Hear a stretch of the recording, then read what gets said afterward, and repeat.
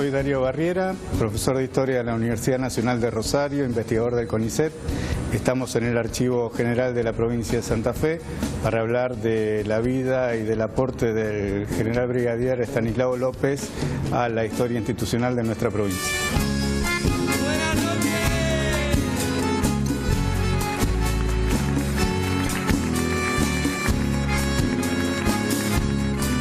No es tan sencillo saber por dónde empezar. Primero porque estamos en un lugar que excita, podemos decir, a un historiador y a un periodista también, al cual le puede gustar la historia, porque esta es la casa desde donde gobernó el brigadier Estanislao López. Exactamente. Sí, intelectualmente excita. Y además funciona en este momento lo que para nosotros es la materia prima de nuestro trabajo, que es el material alojado en el Archivo General de la provincia de Santa Fe.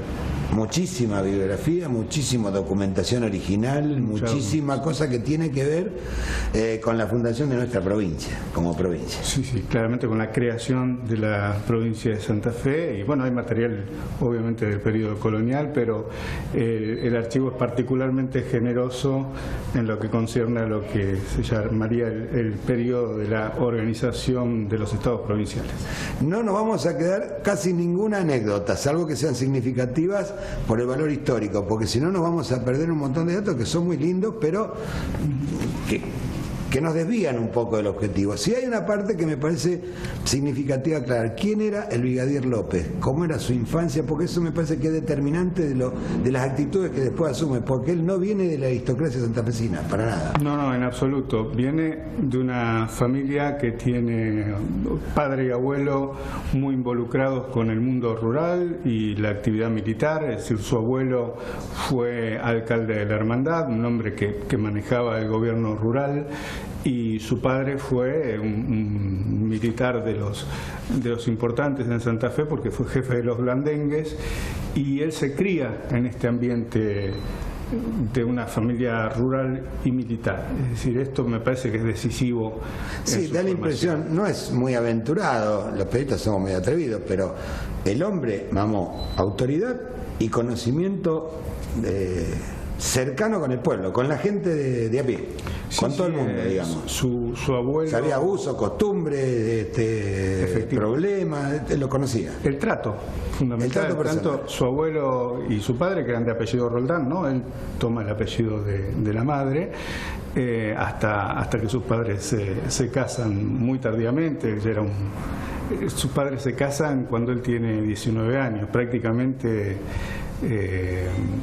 O no, 19 no, tiene más, tiene alrededor de 20 y pico de años, prácticamente antes de que fuera gobernador. Entonces, el periodo, digamos, formativo de Estanislao López, porque no siempre fue brigadier, fue brigadier una vez. Que como San Martín, que no siempre fue brigadier. De Estanislao tiene que ver con esto, con un mundo de hombres que conocen la campaña. Él desde muy pequeño interviene en pequeñas comisiones militares, desde los 15 años. Ya está involucrado como auxiliar de blandengue, como miliciano. Sí, como chasqui de correspondencia con Belgrano, con San Martín. Él estuvo muy ligado al proceso de la independencia, poniendo el cuero, digamos. Como auxiliar de justicia a la hora de detener españoles recalcitrantes, como se los llamaba en la época.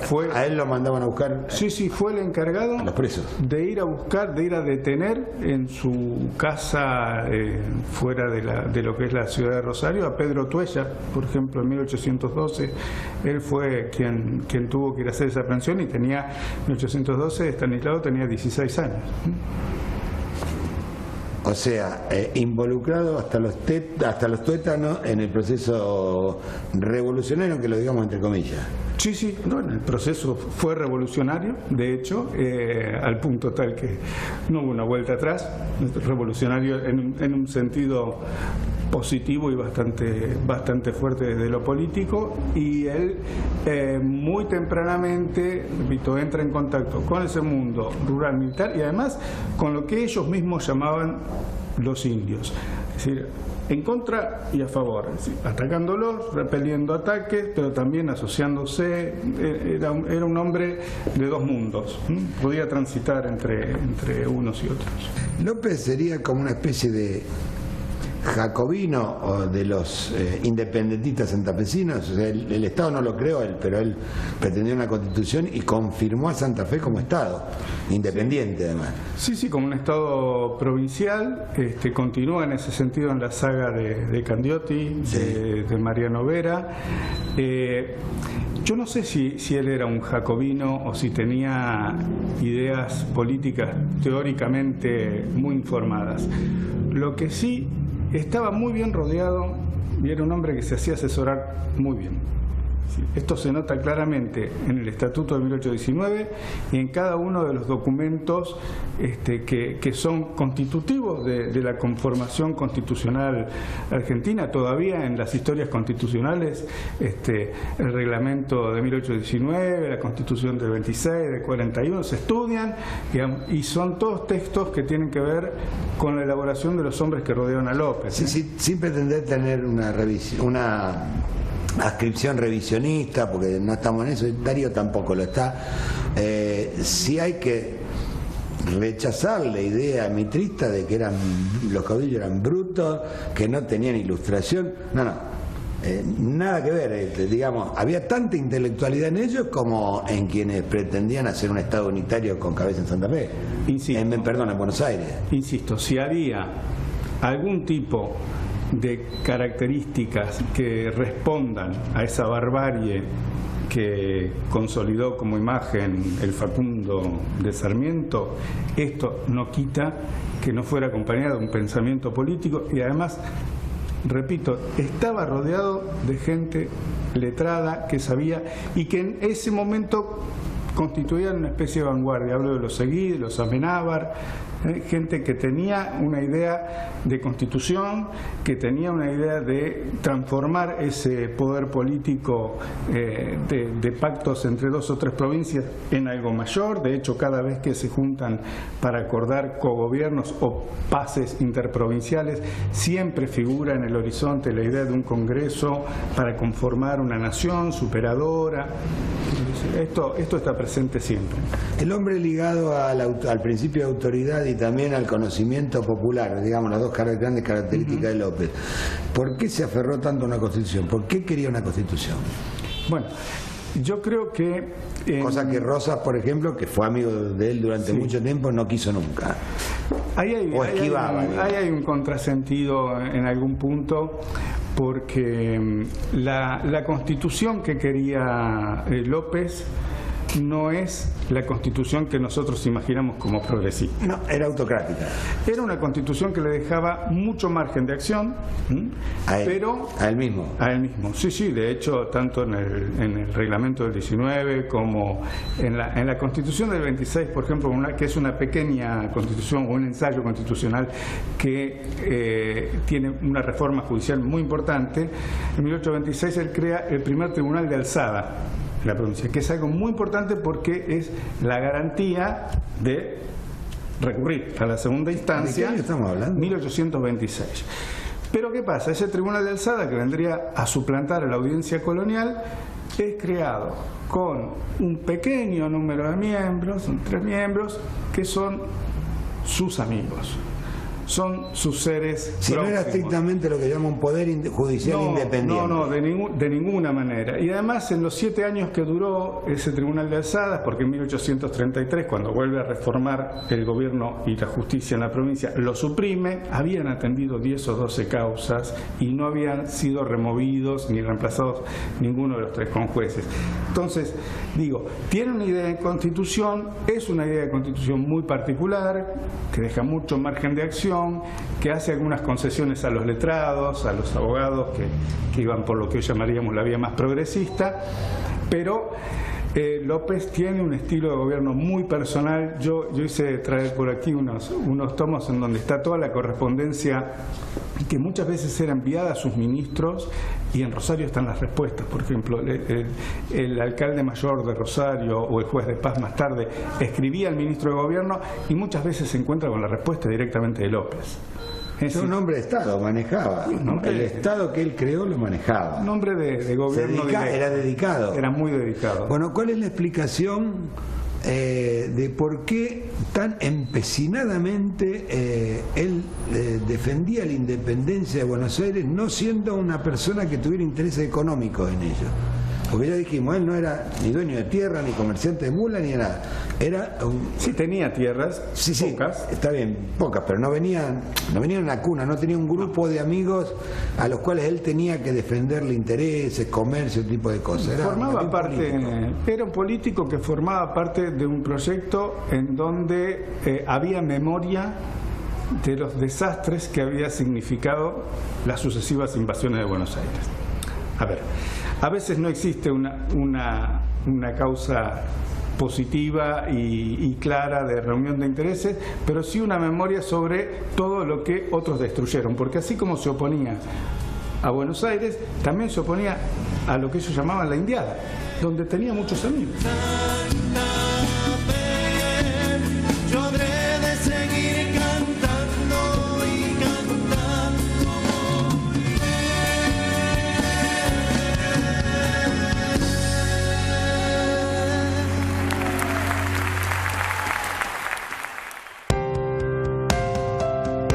Cámara de Diputados de la Provincia de Santa Fe. El diálogo transforma.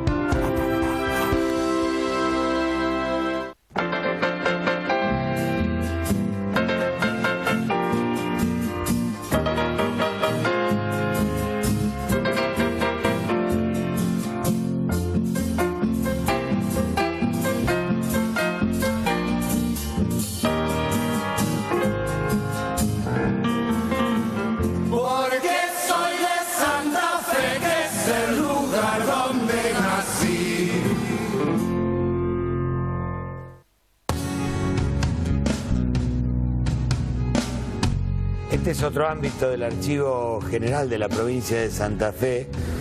Y bueno, la escenografía es contemporánea, no es una escenografía. Por acá vivió el brigadier López.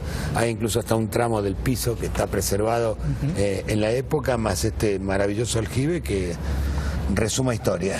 Así es. Estábamos hablando del brigadier López, estábamos hablando de su apego a la disciplina, a la vida militar, de su conocimiento de las costumbres del pueblo y de su labor legislativa, dicha en términos genéricos. Es el autor del primer estatuto, que fue un esbozo de constitución. Sí, efectivamente se estudia generalmente como uno de los antecedentes más importantes de la Constitución Nacional. Lo importante es, como te decía antes, que es una elaboración constitucional pedida, encargada por el brigadier López, ya gobernador, a la medida de lo que él concebía que era el gobierno. De hecho, no, la que nosotros conocemos, el estatuto aceptado, no es la primera versión. La primera versión que elabora seguramente Seguí, Juan Francisco Seguí, es una versión que está intelectualmente muy cerca del constitucionalismo francés, del constitucionalismo de Cádiz. Es decir, es una versión de una constitución moderna, y eso a López le molestó un poco, pero pudo volver a enviar a corregirlo, es decir, quitarle esos artículos que le ataban las manos, era su expresión, y bueno, sometió el estatuto que él consideraba definitivo a la aprobación de la Junta Gubernativa. Sí, de todos modos el mérito, más allá de que le introdujo cambios de signo claramente autocráticos, el apego de López a las normas y a las leyes se siguió dando en la historia con su actitud de obligar a las demás provincias, sobre todo Buenos Aires, a firmar pactos para reconocer el federalismo. Sí, y digamos, varios de los pactos son obra de él. Dice, acá peleamos, hay una batalla, pero ustedes firman y vamos armando un andamiaje legal de lo que es un nuevo país. Sí, es el mismo tipo de procedimiento que tiene con el estatuto, porque con el estatuto lo somete a la consideración de la Junta lo rechaza, entonces lo hace aprobar por el Cabildo. Es decir, es un hombre que busca, además de la legalidad, la legitimidad. Busca legalidad y legitimidad. Eso en el orden interno. Cuando hablamos de los pactos, hablamos de con quiénes se tiene que asociar. ¿Por qué? Porque hay otros, no solamente más allá de los vecinos, tenemos vecinos históricos en las fronteras, por ejemplo, el Brasil. Es decir, tenemos afuera de las provincias hay otros con los que hay que seguir comerciando, con los que hay que seguir peleando, con los que hay que seguir negociando. Entonces, él siempre tuvo presente que tenía que armar como pequeños consorcios de estados provinciales para dialogar o enfrentar militarmente a estos otros actores. En la Constitución Nacional, en el preámbulo de la Constitución, se habla de los pactos persistentes. López tuvo muchísimo que ver con eso. Varios. López, y una vez más el nombre que siempre rescato, que es el de Juan Francisco Seguí. Porque López que era la cabeza, pero alguien tenía que escribir eso. Y también al revés, a lo mejor no había una sola cabeza. Yo creo que Seguí y Amenábar son otras de las cabezas de este gobierno. De hecho, la firma del Tratado Cuadrilátero, que es de alguna manera el que termina por acercar de una manera más o menos permanente a Santa Fe con Buenos Aires, Entre Ríos y Corrientes, que es cuando Rosas se compromete a indemnizar con 25.000 cabezas, si no recuerdo mal, a la provincia de Santa Fe, y lo hace, nacimiento de una relación durable entre López y Rosas. En ese tratado la figura activa es Juan Francisco Seguí. Y López siempre como eje. Lo que pasa es que yo soy rosarino, a mí me costó, para algo me sirvió ese programa, es para entender el papel fundamental que tuvo la ciudad de Santa Fe en la estructuración institucional de la República Argentina. Él mantuvo una buena relación con Rosas y mantuvo siempre una buena relación con San Martín, en tanto que lo veía como el libertador de América, pero no así tanto con Buenos Aires. Digamos, fue un hombre fiel a San Martín él. Sí, a San Martín y además tuvo alianzas, exactamente, tuvo conversaciones y alianzas con Belgrano, hasta con Carrera, que es un personaje más controversial, el mendocino. Quiero decir, López tuvo la posibilidad de enfrentar al directorio de Buenos Aires en un momento también en que el directorio se queda aislado y que solicita el apoyo. Rondó, que había sido jefe del Ejército del Norte en los años 1820, 1920, solicita el apoyo del Ejército del Norte para invadir Santa Fe y se niegan. Solicita el apoyo de San Martín para invadir Santa Fe y San Martín se niega. Bueno, de esto sabes más vos que... Sí, la famosa no derramar sangre de hermanos. Bueno, esto que no es anecdótico. Por suerte estaban las chicas que atienden acá y una carta que me conocí de memoria es de 1820. San Martín tiene un problema gravísimo, quiere regresar a Buenos Aires porque está su mujer enferma. Rivadavia le recomienda imperativamente que mejor no venga. Que no vaya a Buenos Aires porque el clima no estaba dado para que él fuera, y recibe una carta de López: sé de manera positiva por mis agentes en Buenos Aires que la llegada de vuestra excelencia a esa capital será mandado a juzgar por el gobierno de un consejo de guerra de oficiales generales por haber desobedecido sus órdenes de 1819 haciendo la gloriosa campaña de Chile y no invadiendo Santa Fe. Y termina diciendo: siento el honor de asegurarle que a su solo aviso, si lo necesita, estaré con la provincia en masa, quiere decir con un ejército, si no leo mal, ¿no? Muy bien. A esperar a vuestra excelencia en el desmochado y lo llevo en triunfo hasta la Plaza de la Victoria. Convite que San Martín rechazó por esta historia de no derramar sangre entre manos. Exactamente. Bueno, eso es una definición de un hombre que sabía de política. Sí, además Me refiero a López, que sabía... consiguió transformar enemigos en amigos. Es el caso de Bustos. Con Bustos se enfrentó como enemigo y lo tiene en 1820 como garante, como amigo. Es un hombre que evidentemente, y estamos hablando de un hombre muy joven, Oscar. A ver. Y estamos hablando de un hombre que en 1820 tiene 34 años. Es muy joven. Hoy diríamos un chico de 34 años, casi despectivamente. Claro, es bueno ubicarse así. Él era un chasqui en la época que Belgrano llega a Rosario. Sí, un sí. chico. Era un chico de 15, 16 años, y en 1820 está gobernando una provincia con... Bueno, y ahí se explican muchos de los aspectos que tiene su estilo de gobierno. Es un estilo de gobierno rural y militar, que no deja de tener aproximaciones con el constitucionalismo. Por eso es muy positivo que haya intentado todos estos textos constitucionales bien rodeado de abogados y de letrados, sacerdotes, gente que le ponía letra, pero además le ponía, repito, legalidad y legitimidad al tipo de Estado provincial que él quería construir, ¿no? ¿No te animás a sintetizar qué herencia dejó López a la institucionalidad argentina? Muchísimo.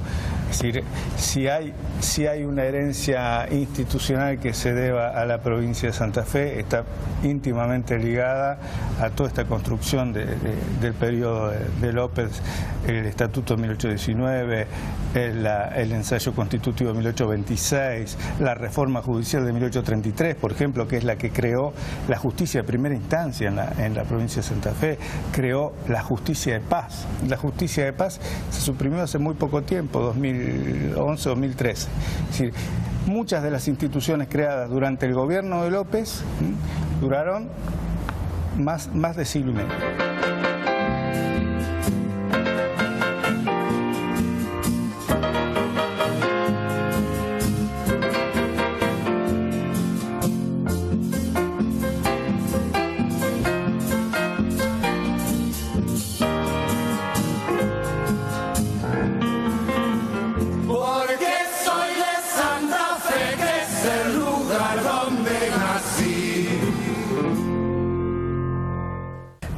Aventurado decir que en virtud de esa gimnasia que tuvieron los santafesinos, los políticos santafesinos, después haya rebrotado que el primer código civil en la provincia de Santa Fe, ya hecho por personas que no pensaban como López, o la separación de la iglesia y del Estado. Es muy aventurado decir que tiene que ver con aquella raíz lo que después, mucho más cerca en la historia, se protagonizó en Santa Fe.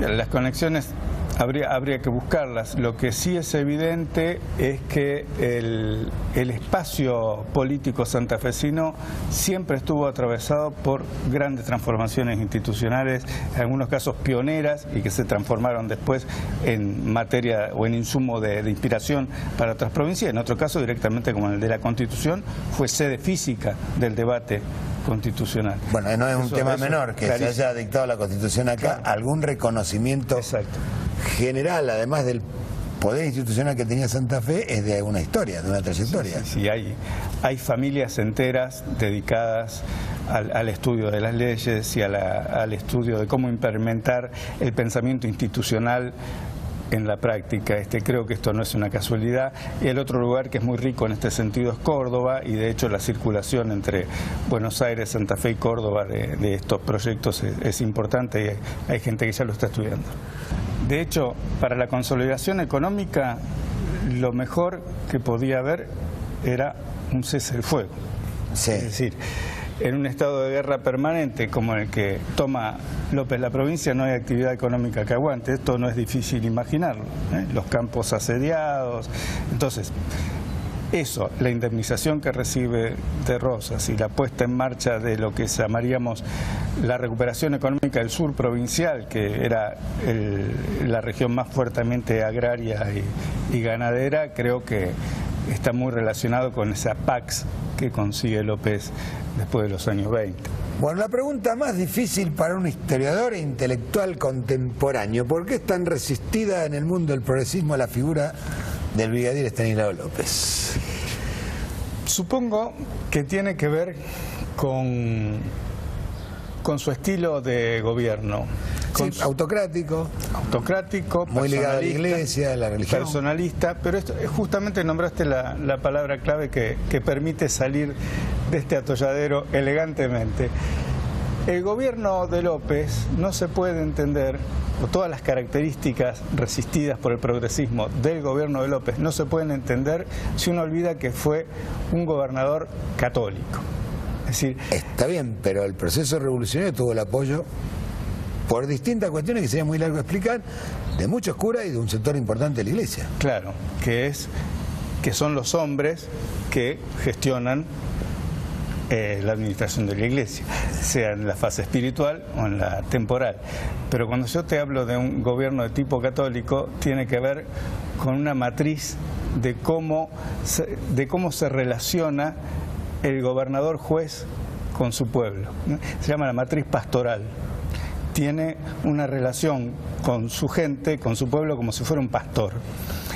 En ese sentido... En términos un poco más modernos, un caudillo, o mucho más acá, un carismático. Claro, Weber diría... Un tipo carismático. Weber diría que es un caudillo tipo carismático, pero Michel Foucault diría que es un hombre de gobierno de la pastoral. Esto tiene mucho que ver con la confusión entre la ley de Dios y la ley de los hombres, que era algo normal en el antiguo régimen y que la revolución empieza a deshacer. Esto tiene mucho que ver con otra cosa que el progresismo critica con razón, que para nosotros es completamente anormal que el que te gobierna te juzgue. Y en el momento de López estamos viendo cómo se deshace o cómo empieza a deshacerse ese nudo fortísimo que hay entre gobierno y justicia.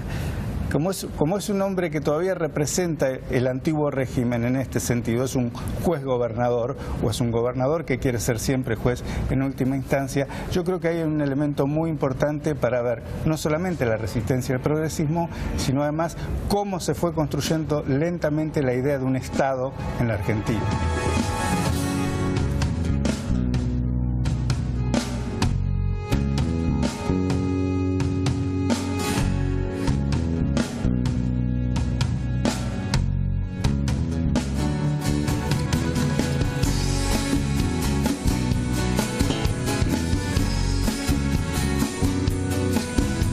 Desde este ámbito que resuma historia, es el Archivo General de la Provincia de Santa Fe y ex residencia del brigadier Estanislao López.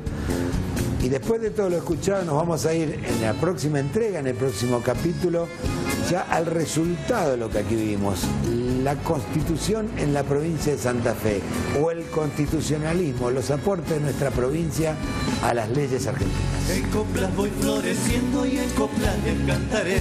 Florezco como el aroma porque soy de Santa Fe. Yo he recorrido estas tierras orillando el Paraná, donde amanecen los ceibos besando el jacarandá. Qué linda que es mi tierra, provincia de Santa Fe.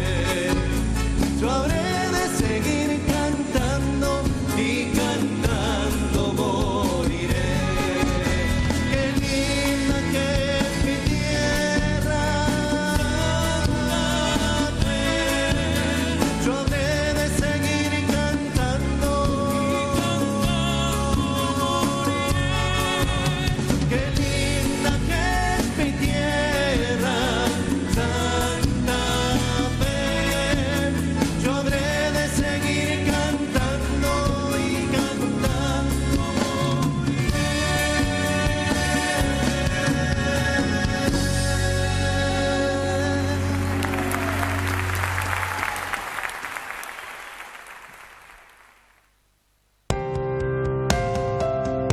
Cámara de Diputados de la Provincia de Santa Fe. El diálogo transforma.